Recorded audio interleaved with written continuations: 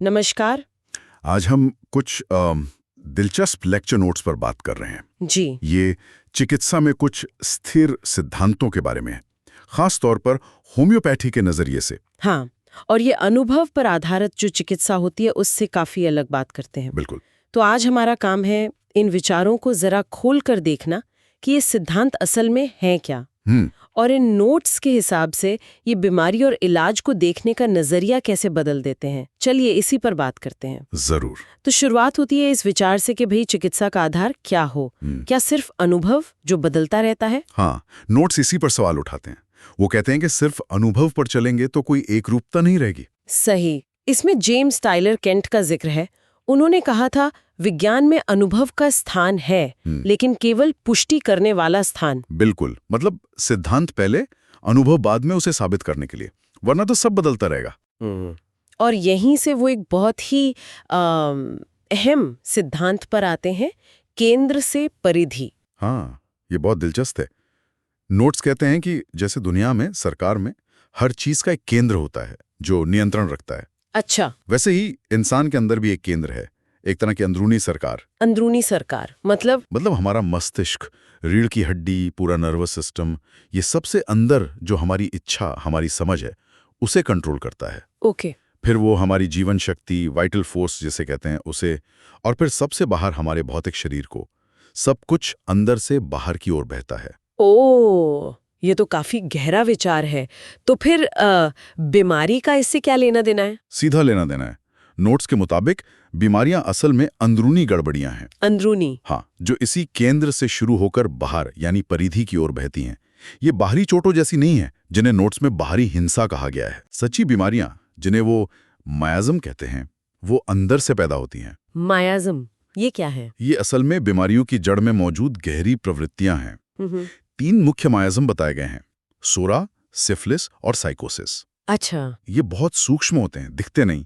बस उनके नतीजे यानी जो लक्षण शरीर पर दिखते हैं, उनसे ही इन्हें समझा जा सकता है। तो मतलब लक्षण खुद बीमारी नहीं है? नहीं, बिल्कुल नहीं। ये उस पारंपरिक सोच के उलट है जो बाहरी लक्षणों या टिश्यू में बदलाव को ही बीमारी मान लेती है।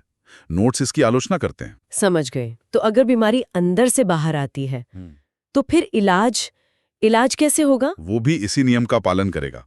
नोट्स में इसे आरोग्य का नियम या इलाज का क्रम कहा गया है। अच्छा, वो क्या है?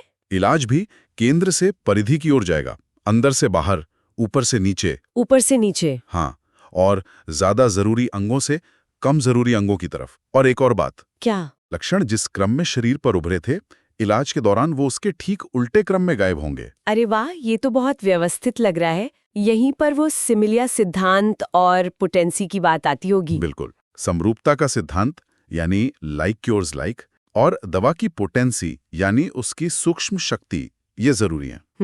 माना जाता है कि दवा की बहुत ही महीन डोज शरीर की अपनी जीवन शक्ति को जगाती है, जो फिर बीमारी से लड़ती है। तो इसमें तो डॉक्टर या चिकित्सक की भूमिका बहुत अहम हो जाती है। उन्हें सिर्फ लक्षणों को दबाना नहीं है। सही कहा। उन्हें इन सिद्धांतों को गहराई से समझना होगा, रोगी के सारे लक्षणों को एक साथ देखना होगा, जिसे लक्षणों की समग्रता कहते हैं। अच्छा, टोटलिटी ऑफ सिम्टम्स। हाँ, क्योंकि वही अंदर की गड़बड़ी का भारी नक्शा है। फिर मटीरिया मेटिका पढ़कर उस नक्शे से मेल खाने वाली सही दवा चुननी होती है। ये दिलचस्प है कि नोट्स पुराने डॉक्टर्स की ऑब्जर्वेशन स्किल की तारीफ करते हैं। हाँ, वो कहते हैं कि पुराने वैद्य या हकीम मरीज के हाव भाव, उसके दिखने के तरीके, हर छोटी बात पर ध्यान देते थे। आजकल की तरह सिर्फ पैथोलॉजी रिपोर्ट पर निर्भर नहीं रहते थे। बात तो सही है। तो कुल मिलाकर ये नोट्स एक ऐसी चिकित्सा की वकालत कर रहे हैं जो कुछ पक्के, न बदलने वाले नियमों पर आधारित है। जी, जहां सेहत और बीमारी दोनों ही अंदर के एक केंद्र से बाहर की तरफ बहने वाली प्रक्रियाएं हैं। और लक्षण बीमारी नहीं, बल्कि उस अंदरूनी हालत को समझने और ठीक करने की चाबियां हैं। बिल्कुल। और यहीं पर सोचने के लिए एक बात रह जाती है। क्या? अगर हम इस नजरिए से देखें कि स्वास्थ्य और बीमारी अंदर के किसी केंद्र से बाहर की ओर बहती हैं, तो इससे हमारे अपने लक्षणों को देखने या अपनी सेहत को संभालने के तरीके में क्या बदलाव आ सकता है। ये वाकई सोचने वाली बात है, भले ही हम इन खास चिकित्सा सिद्धांतों को मानते हों या ना मानते हों। सही, ये एक अलग दृष्टिकोण देता है।